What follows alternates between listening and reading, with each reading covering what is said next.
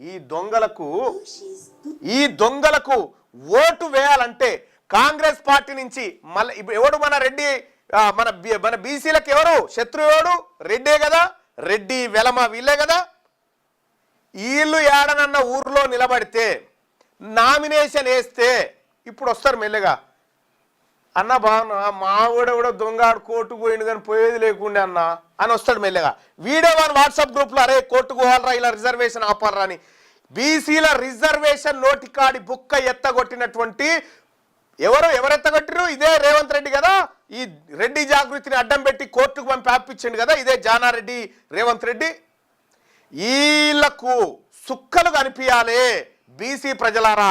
BC తల్లి పాలు దాగినటువంటి పెరిగినటువంటి బీసీ తల్లి పాలు దాగి పెరిగినటువంటి బీసీ బిడ్డలారా, మనలో చీము నెత్తురు, మనలో ఆత్మగౌరవం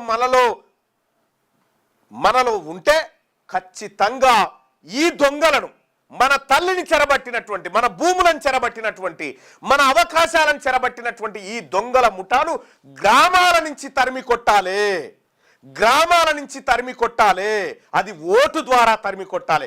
ఒక్కడన్నా మీకు దమ్ముంటే మీరు మొనగాళ్ళైతే మీరు ఊర్లలో సర్పంచ్కి నామినేషన్ అయ్యిరా చూద్దాం. ఇక మీరు అయ్యి ఇలా బీసీల సంగతి ఏందో చూపిస్తాం. మమ్మల్ని ఈ రకంగా మోసం చేసి ఈ బీసీలను నయవంచనకు గురి చేసినటువంటి దొంగలు మీరు ఎవరైతే ఉన్నారో, మీకు దమ్ముంటే మీరు నిజంగా మేము చెప్తా ఉన్నాం బీసీలం, నీ ఓట్లే వద్దు పో. దమ్ముంటే మీరు మా ఓట్లు వద్దు, బీసీల దగ్గరికి బీసీల గడపల కాడికి బిచ్చగాల లెక్క మేము రాము అని శపథం చేసి నిలబడరు రాడా చూద్దాం.